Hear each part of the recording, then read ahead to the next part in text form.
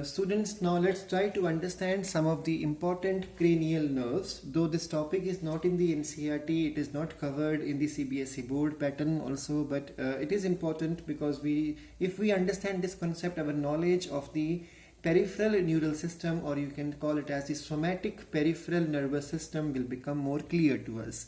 So what exactly is this somatic peripheral nervous system?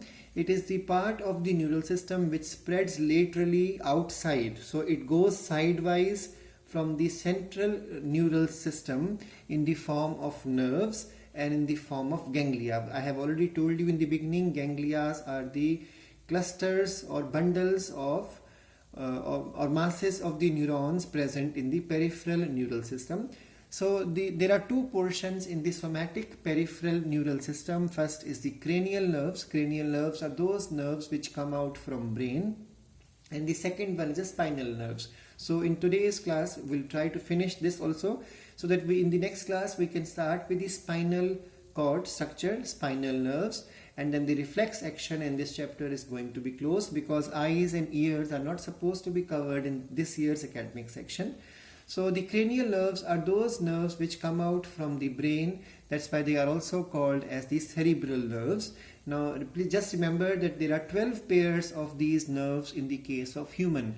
We'll be talking about the other animals also in the animal kingdom, the first unit later on. So we will learn there that there are 10 pairs of cranial nerves in those animals, but in the case of human we have 12 pairs of cranial nerves, and those 12 pair of cranial nerves are called as optaphyga. This is been taken because what we have done in science is we have picked up the first alphabets of all the nerves name. So the first one is starts with O, second also starts with O, third also starts with O, then P, T, A, F, A, G, V, S, A, G, V, S, H. So this is how we try to learn the name of these sequence of these nerves. There is another nerve, if you check on Wikipedia, which is called as the zero nerve or the zero number nerve. So that nerve is basically not functional in the case of human, and it is called as the terminal nerve. This nerve is basically linked with the pheromone reception. You must have seen animals acting very awkwardly. They sniff the backside of the female partner or each other also. You can see this thing happening in the case of dogs as well as bulls. So this behavior is because their terminal nerves are functional. In the case of human, we cannot smell, we cannot sense the pheromones.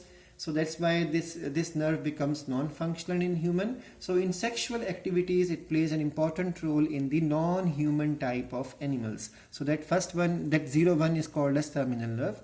Now the first nerve in humans, in the cranial nerves, is the first pair is the olfactory nerve. This nerve is the sensory nerve and its role is olfaction.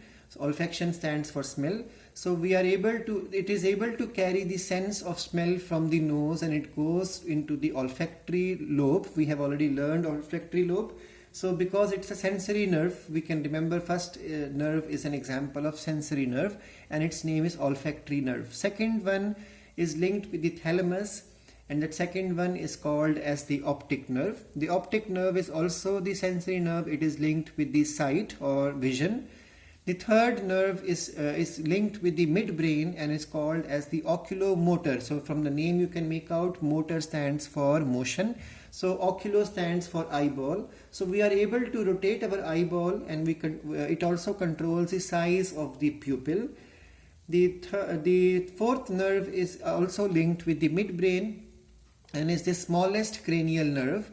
It is also called as the trochlear nerve, also called as the pathetic nerve, and this nerve is a motor nerve. It is again involved with the movement of the eyeball. The fifth nerve is linked with the pons varolii. It is the largest cranial nerve. Why largest? Because it covers the maximum area sidewise, so it becomes the largest one. And then it is divisible into three branches, which are called as the fifth, first, second and third, and accordingly the area they cover is the eyes, upper jaw and the lower jaw. So they are called as ophthalmic, maxillary and the mandibular.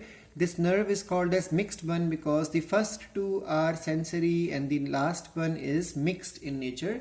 Mixed means both both the sensory and motor function are performed. Now it is also called as the dentist nerve. This nerve is also called as dentist nerve because whenever a dentist performs something on the jaws for operating upon the tooth, he is supposed to give injection into this nerve or this nerve so that they become senseless, and then operation can be performed. So accordingly, these two branches are called as the dentist nerve, or you can say trigeminal nerve is called as the dentist nerve. The sixth one is the abducens nerve, which is a motor again. It's involved in the movement of the eyeball. Seventh is a facial nerve.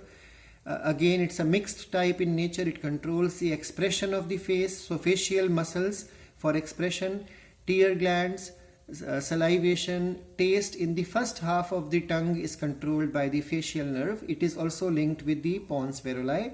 And then the eighth nerve is again linked with the pons varoli is the auditory nerve. Now it's auditory nerve means it's a sensory nerve. It has two branches again. One branch is for the balancing of the body and second is for the hearing.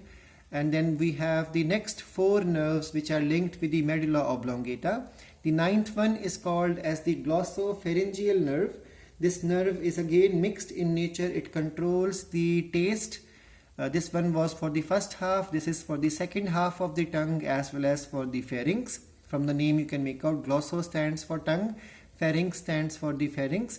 And then it also controls the swallowing. Swallowing is a activity, so it's a mixed in nature, sensory as well as mixed in nature. It controls even the salivation. So both of these nerves are linked with the salivation. This one salivation from the two glands. This is with the third gland. If you remember, there are three pairs of salivary glands. The 10th one is the longest cranial nerve, which is called as the vagus nerve. It is again mixed in nature. It goes even up to the intestine. It controls the visceral organs. The 11th one is the spinal accessory nerve, also called as accessory nerve. That's why it's A here. And then it is the motor one, controls the neck movement, shoulder movement and the visceral reflexes. And the 12th nerve is the 12th pair of nerve is the hypoglossal nerve. It is present below the tongue and is responsible for the movement of the tongue. So it is again a motor nerve. So you can make out now how many are sensory, how many are motor and how many are mixed nerve. That's why cranial nerves are different in nature. Some of them are sensory, some are motor, some are mixed, and then they start either from one portion or goes to the longest portion like the vagus nerve.